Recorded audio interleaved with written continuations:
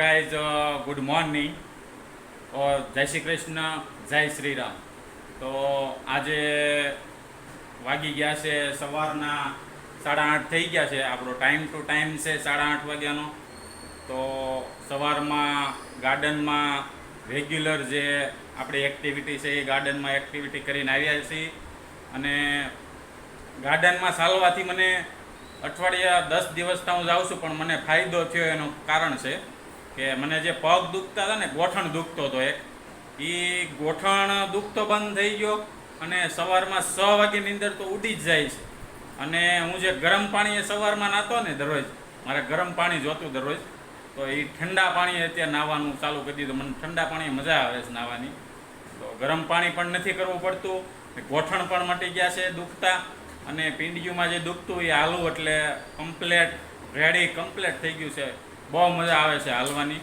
તો તમે લોકો જો કોઈને ગોઠણ દુખતા હોય કે એવું પ્રોબ્લેમ હોય તો આ ટ્રાય કરજો ચાલવાની, તો જરૂરથી તમને લગભગ ફાયદો થશે. તો પારુલ છે ને કેદુની કહેતી હતી કે તમે હાલો, થોડુંક હાલો, પણ હું હાલવા ન જતો. તો મને હાલવાથી આ 10 દિવસથી હું જાઉં છું, મને ફાયદો થઈ ગયો છે. તો તમે લોકો પણ ટ્રાય કરજો આ વસ્તુ. ગોઠણ કોઈને દુખતો હોય, કોઈ પ્રોબ્લેમ હોય પગનો, તો ચાલવાનું દરરોજ રાખજો થોડુંક. 1 કલાક માટે 1 કલાક શરીરને ટાઈમ આપવાનો દરરોજ, સવારમાં 6 વાગ્યાથી 7 વાગ્યા સુધી.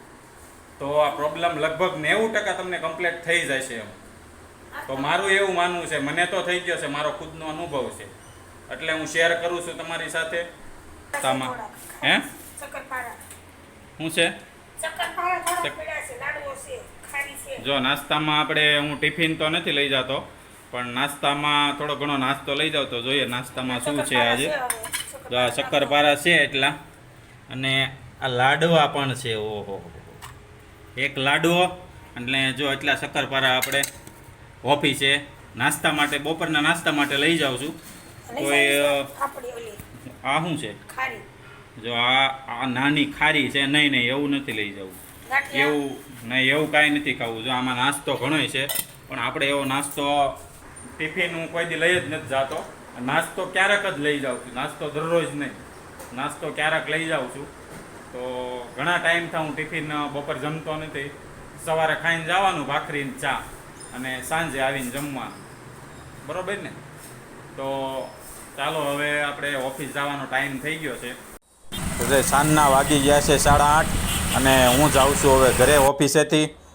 જો પછી વચ્ચે ગણપતિ બાપા આવ્યા હતા, લજામણી ચોક છે, ગણપતિનું આયોજન કરેલું છે, ત્યાં LED સ્ક્રીન છે, અને આયોજન બહુ મસ્ત કરેલું છે.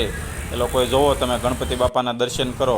અને પછી આવી ગયો સિગ્નલ, એટલે સિગ્નલે તો આપણે ઊભું જ રહેવું પડે, નકર આપણે દંડ ભરવો પડે, એટલે સિગ્નલે ઊભા રહી ગયા છે. મનાવી લીધા છે. સાંજે હું દરરોજ હનુમાન ચાલીસાનો પાઠ કરું છું ડેઈલી, તો હાથ પગ ધોઈને હનુમાન ચાલીસાનો પાઠ પણ કરી લીધો છે.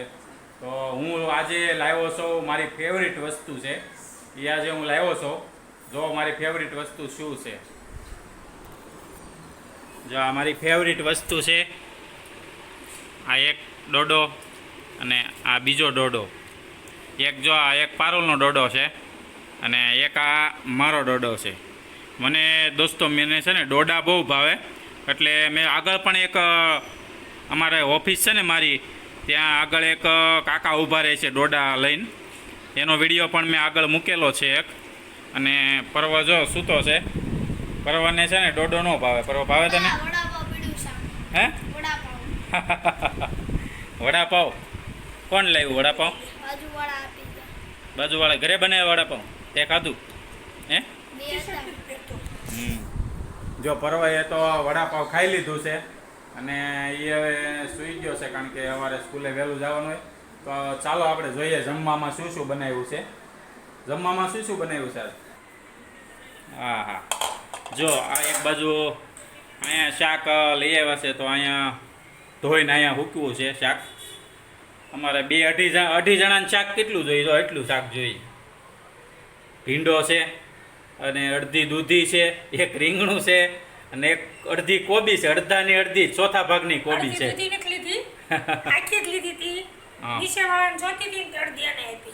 હા, જો નીચેવાળાને જોતી હતી એમાંથી અડધી એને આપી છે. અને કેમાં નાખી હતી? થેપલામાં જોયા એને દૂધી નાખ્યું એટલે અડધી એને આપી છે. અને આ બનાવી છે મિક્સ દાળ. જો દોસ્તો આ મિક્સ દાળ છે, બહુ મસ્ત મજા આવે, મને તો બહુ ભાવે. આપણો હું દરરોજ સાંજે રોટલો જ ખાઉં છું ડેઈલી, એટલે ડેઈલી સાંજે રોટલો જ હોય. આ જો પરવો કહેતો તો એ આ છે વડાપાઉં. વડાપાઉં પણ છે આજે. તો જો બાજુવાળા છે ને બાજુમાં દેતા હોય એટલે આપણને એ લોકો કાંઈક નવીન બનાવે એટલે આપી જાય, તો એ પણ છે. અને બીજું આમાં શું છે, આમાં કાંઈક લાગે છે હજી. હા, આમાં કાંઈક છે હવે તે નવું. બટેકાની પૂરી છે ને, હા બટેકાની પૂરી. પછી જો આ કોબીનો સંભારો, કોબી અને મરચાંનો સંભારો છે. એટલે દાળ ભાત હોતે પણ છે. જો દાળ ભાત કોણે આપ્યા હે દાળ ભાત જો સામેવાળા છે ને શીતલ માસી, એણે આ દાળ ભાત આપ્યા છે. આ દાળ ભાત પણ છે. તો ચાલો આપણે જમી લઈએ હવે. તો આજનો બ્લોગ આપણે અહીંયા પૂરો કરીશું. તો જો અમારા બ્લોગ તમને ગમતા હોય તો લાઈક, શેર અને કોમેન્ટ કરી દેજો મિત્રો. તો આજનો બ્લોગ અહીંયા પૂરો કરીશું. Thank you.